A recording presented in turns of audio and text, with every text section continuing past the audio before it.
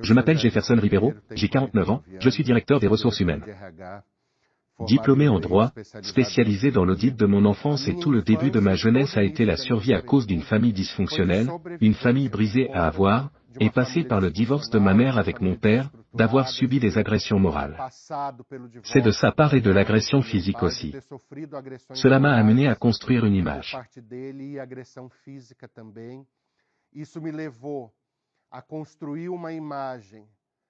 Droite, c'est dans ma figure psychologique, émotionnelle, très mauvaise de la figure masculine. J'étais donc homosexuel, puis je me suis encore plus impliqué dans la question des esprits, de la religiosité. Dès mon plus jeune âge, j'ai été impliqué avec les esprits. C'est quelque chose qui est venu héréditaire de ma famille et j'ai toujours été très impliqué dans la recherche. C'est avoir le pouvoir de croire que je pourrais être quelqu'un de grand pouvoir dans ce monde d'esprit qui m'implique, de me consacrer, n'est-ce pas? Faire tout ce qu'on me demandait.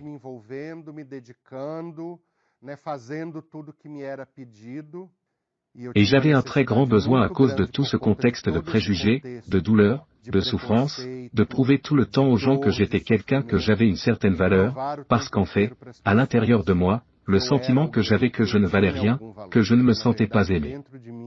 Je pensais que ma vie n'avait aucun moyen, non. Si l'argent était en ruine, l'émotionnel était une ruine. C'est dans ce contexte.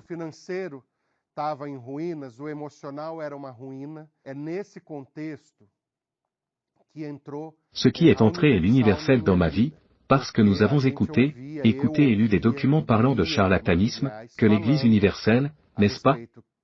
C'était une église qui volait les gens, qui exploitait la foi des gens pour obtenir de l'argent correctement, que l'évêque de Macedo était un charlatan, n'est-ce pas, qui utilisait des arguments selon lesquels ils seraient guéris de maladies que la médecine ne guérit pas, qu'ils auraient une vie transformée, mais que tout était juste.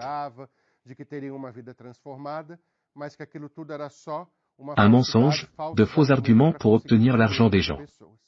Et c'était dans tout ce contexte que ma mère, elle est allée à l'universel, elle a été invitée. Je me suis retrouvé dans une situation financière très défavorable. J'étais au chômage, j'étais endetté. Et cela vient dans ma ruine financière, n'est-ce pas? Je vivais avec elle. Elle m'a invité. Elle m'a juste invité et m'a dit, oh, n'est-ce pas? Elle a parlé de la réunion de lundi, la réunion de prospérité, qu'ils avaient des prières pour la prospérité, que je pouvais aller à l'église, vous savez, pour demander à Dieu de changer cette image, pour changer ce scénario de ma vie, n'est-ce pas, que Dieu ouvrirait une porte dans ma vie. J'y suis allé avec la pensée suivante, je le ferai. Ils ne vont pas pouvoir m'extorquer, n'est-ce pas? Ou ne rien m'enlever, ce que je croyais qu'il allait réellement arriver. Mais je dis bien. Je suis au chômage, sans argent, sans rien. N'y a-t-il rien qu'ils vont m'enlever parce que je n'ai rien à offrir? Et le moment où je suis parti, à partir du moment où j'y suis allé, j'ai commencé à réaliser à partir de ce moment-là que ce n'était pas du charlatanisme, que ce n'était pas du charlatanisme. C'est tromper les gens, ce n'est pas parce que personne ne m'a forcé à donner quoi que ce soit, personne ne m'a extorqué, personne ne m'a harcelé pour donner quoi que ce soit. Les gens m'ont accueilli, sont restés, m'ont mis à l'aise pour comprendre ce qu'était le travail de l'Église, ce qu'était le travail de l'universel. Et puis j'ai commencé à aller à des réunions, à y assister, à des réunions, et j'ai commencé à voir des changements dans ma vie, en commençant par l'intérieur de moi, en commençant à dire que je dors mieux, que j'ai la paix, que je ne suis plus aussi en colère que je l'étais parce que je me sentais heureux. Se sentir joyeux, avoir la paix, non? J'ai obtenu le poste, n'est-ce pas? Je veux que ce soit mon objectif initial. J'étais accompagné. Droite, par des gens qui m'ont accueilli, qui ne m'ont pas jugé et ne m'ont pas pointé du doigt, ce n'est pas pour parler de la situation dans laquelle j'étais ou pour parler, tu étais gay. Vous ne devriez pas. Je n'ai jamais souffert. Ce type est un commentaire. C'est dans l'universel. Je n'ai jamais été approché de cette façon. Je connaissais Dieu et c'est en sachant que Dieu a transformé ma vie, donc je ne me sentais pas harcelé. Je ne me sentais pas discriminé, personne ne me poussait à participer à une campagne, à participer à un but, à donner de l'argent. Quand j'ai commencé, par exemple, à faire des offrandes à l'église, c'était une chose consciente. C'était volontaire, parce que je l'obtenais déjà. Que la parole de Dieu nous a appris à offrir à Dieu, à payer la dîme de Dieu, à lui rendre ce qui lui appartient. Donc, tout était volontaire, tout était dû à la compréhension que c'était la volonté de Dieu et non parce que quelqu'un parlait, n'est-ce pas? Et c'est moi. J'ai lâché prise. Après 6 mois, j'étais déjà détaché de la religion.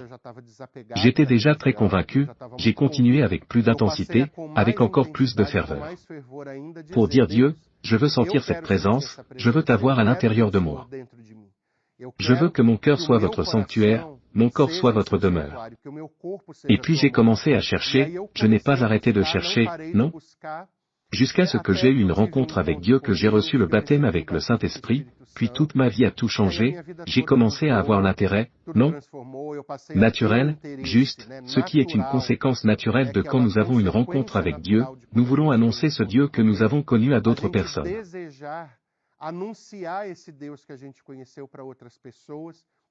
Alors je me donnais, puis je commençais à me donner plus à l'œuvre de Dieu.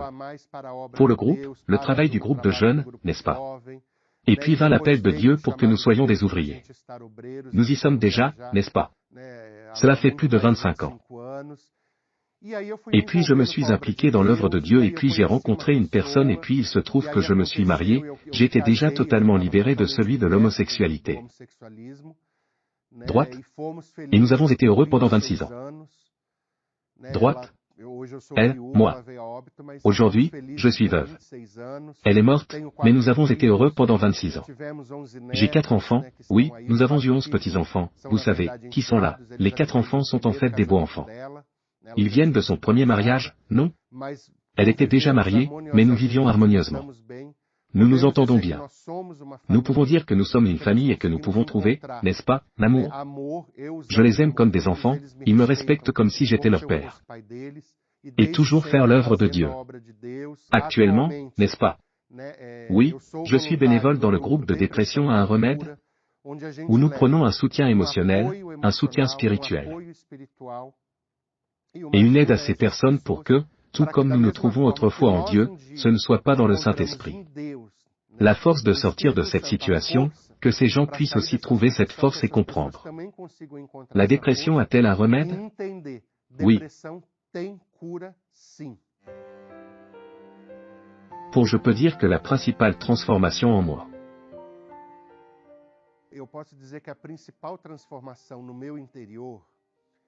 C'est la joie qui émane de l'intérieur de moi. Et la force de surmonter les obstacles, car plus nous développons l'intimité avec Dieu, plus nous cherchons l'Esprit Saint et communion avec lui. De plus, nous arrivons à comprendre quelle est la volonté de Dieu pour notre vie, ma confiance ne l'est pas. Dans le poste que j'ai, dans la profession que j'exerce, dans la graduation que j'ai complétée, dans la graduation que j'ai faite, dans les études de mentorat et de coaching que j'ai faites, c'est de pouvoir développer ce type de travail. Ma confiance, tout d'abord, est dans le Seigneur Jésus. C'est dans l'Esprit Saint, dans la foi que j'ai, dans la conviction, dans la certitude que j'ai. Il est avec moi pour tous ceux qui écoutent mon témoignage en ce moment, je veux vous dire 2 choses.